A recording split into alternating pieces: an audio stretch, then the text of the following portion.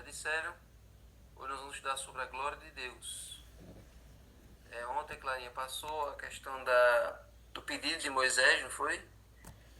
Moisés, ele tinha um contato com Deus muito próximo, assim como Abraão tinha. Acho que dos personagens da Bíblia que tinham mais comunhão, mais intimidade com Deus era Moisés e Abraão. Eles conversavam com Deus da maneira que a gente conversa com um amigo. Hoje nós conversamos com Deus, nós falamos com Deus, mas às vezes eu sinto que às vezes a gente tem a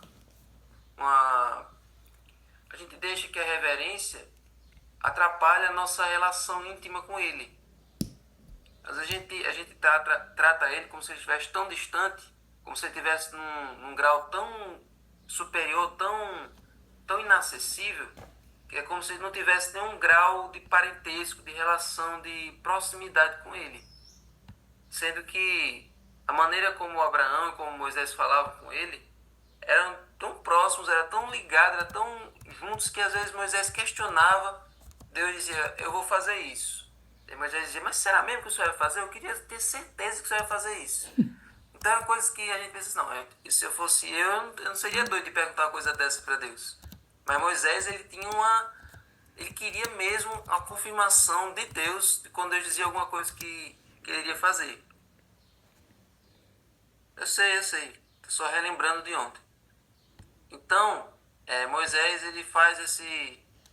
Lembre-se que hoje é texto aí. Então, Moisés, ele ficava perguntando para Deus para ter certeza que a sua palavra, que a sua presença estaria com o povo. E depois de Deus confirmar várias vezes, olha, minha presença vai estar com você, depois a minha presença vai estar com você e com o povo. Aí chega na terça-feira, chega na terça-feira em que Moisés pede a Deus para que mostre a sua glória, a sua presença. Então, Moisés já havia estado várias vezes na presença de Deus, mas ele nunca tinha visto o rosto de Deus. Sempre era aquela nuvem de glória, aquela nuvem de luz, aquela atmosfera celestial, mas uma coisa que ele queria ter certeza era o rosto de Deus. E por que Moisés queria saber o rosto de Deus? Porque isso aqui vale a pena a gente entender. A gente pensa assim, Moisés soltou esse pedido aí do nada, estava com uma conversa sobre a conversa era sobre outro assunto, era sobre perdão do povo por causa do bezerro de ouro, era a companhia de Deus durante a viagem. E do nada Moisés pede para ver o rosto de Deus, ver a glória de Deus. Por que Moisés pede isso? Porque vocês lembram que Deus tinha prometido que o anjo dele é quem iria na frente, o anjo com A maiúsculo, e ele não iria com o povo? Então, Moisés queria ter certeza se aquela glória que ele estava vendo ali, que iria acompanhar o povo, era a glória de um anjo ou era a glória de Deus mesmo. Certo? Então, ele queria ter certeza se era Deus mesmo que iria guiar o povo ou se era um anjo qualquer que iria conduzir. Exatamente, o anjo com A maiúscula sabe que é Jesus Cristo. Acontece que os personagens da Bíblia não tinham muito essa noção, porque eles não conheciam Jesus ainda. Até Jesus vir, eles não sabiam que aquele ser sobrenatural, todo-poderoso, era Jesus. Por isso que... Acho que eu já expliquei isso um dia, mas vale a pena explicar de novo. Por que os personagens da Bíblia colocavam um anjo com A maiúsculo? Porque aquele personagem, aquele ser, parecia com um anjo. O anjo era uma criatura que ele já entendia o que era, só que ele parecia ser o chefe dos anjos. Ele parecia ser algo muito maior do que um anjo comum, do que um anjo convencional. Ele parecia ser o líder dos outros. Então eles entendiam que aquele anjo ali não era um anjo qualquer, devia ser o líder de todos eles. Aí colocavam o anjo com A maiúsculo, ou senão o príncipe dos príncipes, ou senão Miguel, enfim, e assim por diante. Então o anjo do Senhor, o príncipe dos príncipes, o comandante dos exércitos do Senhor, que aparece na Bíblia, é Jesus. E era assim que os personagens do Antigo Testamento descreviam Jesus. Nabucodonosor, quando viu o quarto ser lá na fornalha, disse, isso aí parece um filho dos deuses. Então só algumas aparições de Jesus antes de vir em carne. Então Moisés queria ter certeza de quem era que ia conduzir o povo. E aí ele pede a Deus para que mostre a sua glória, para que mostre a sua face. E o que é a glória de Deus? Olha aí, quando Moisés pede para mostrar a glória, o que é que Deus diz? Farei passar toda a minha bondade diante de você. E lhe proclamarei o nome do Senhor. E terei misericórdia de quem eu tiver misericórdia, e me compadecerei de quem eu me compadecer. Ou seja, eu vou mostrar a minha glória, mas tenha certeza de uma coisa: de quem eu quiser ter misericórdia, eu vou ter. E de quem eu quiser me compadecer, eu vou ter. Eu atendi a sua intercessão, eu atendi a sua súplica por esse povo que não vale nada, esse povo que não merece. Eu perdoei eles, mas lembre-se de uma coisa: eu vou perdoar quem eu vi que realmente merece, precisa do perdão. Então Deus deixou isso claro na mente de Moisés.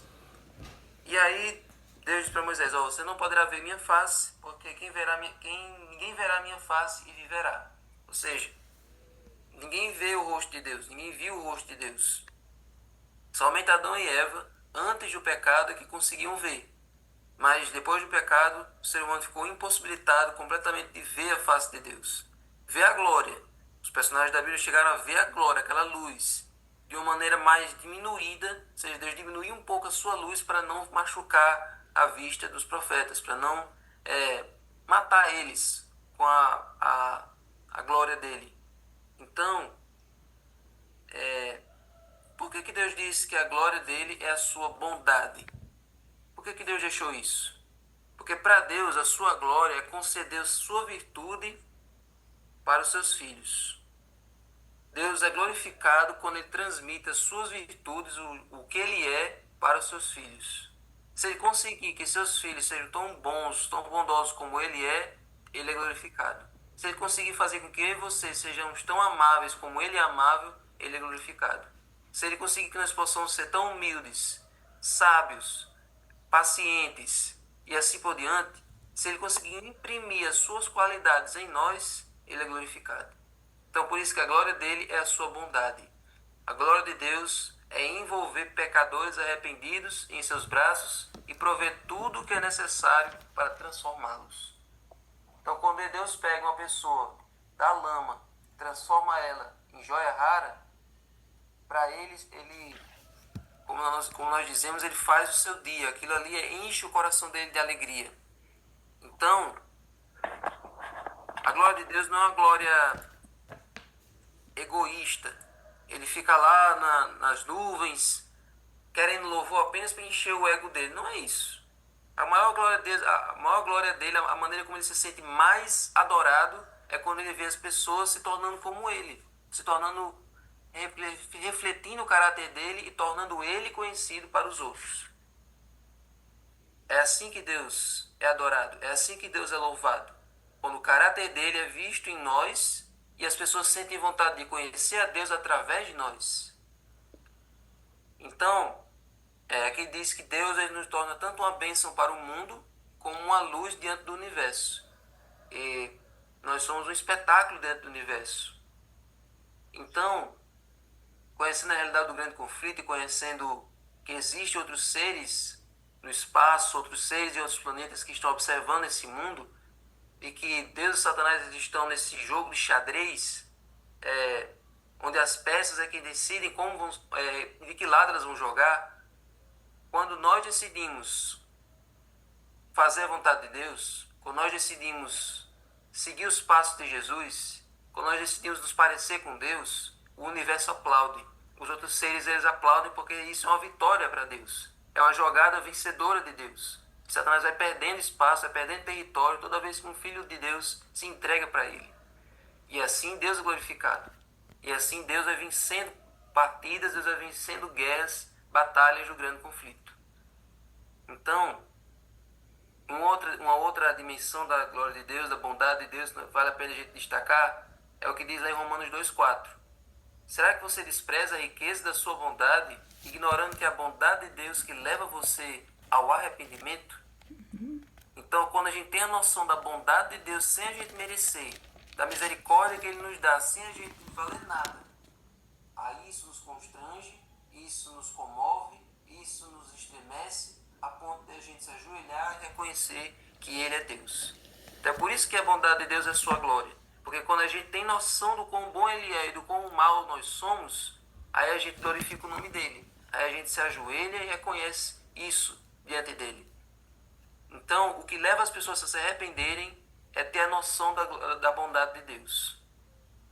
É ter a noção do quanto Deus esperou por elas. É ter a noção do quanto Deus correu atrás delas a vida toda. O quanto Deus perdoou, livrou elas de problemas, de doenças, de assaltos, de acidentes.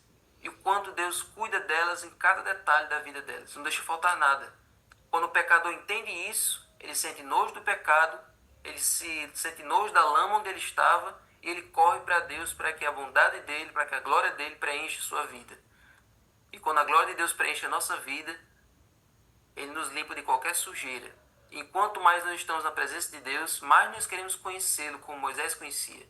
Moisés já tinha visto a glória de Deus várias vezes, mas nunca ele se sentia saciado. Ele queria conhecer mais. Ele queria ir mais fundo, mais profundo com uma música desse.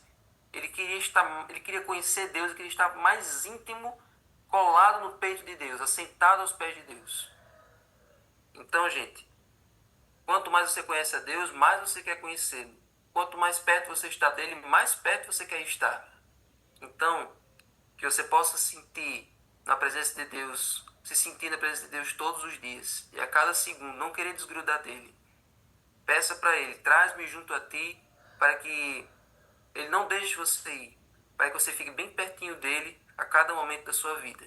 Amém? Amém. Vamos orar? Senhor Deus, aqui, Senhor, estamos diante da tua presença. Não vemos o Senhor ainda, porque o pecado não deixa. A natureza pecaminosa não deixa a gente ver o Senhor como a gente via no Éden.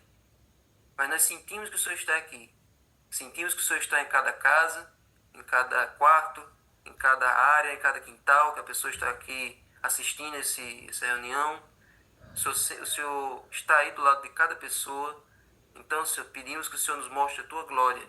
Pedimos e te invocamos a tua presença em cada coração que está aqui, para que, ao nós estarmos perto de ti, da luz da tua glória, nós possamos ir para os nossos trabalhos, ir para a nossa faculdade, ir para nossas atividades do dia, refletindo essa luz para os outros, como Moisés saiu do Sinai naquele dia. E que os outros, ao ver a diferença que há em estar na tua presença, eles também queiram sentir essa mesma experiência, sentir essa mesma sensação de viver o que a gente vive, de experienciar isso que a gente experiencia todas as manhãs. Por favor, Senhor, que essa experiência seja real, que essa experiência seja notória na vida de cada pessoa que está aqui. Abençoa agora o estudo do livro, em nome de Jesus. Amém. Amém.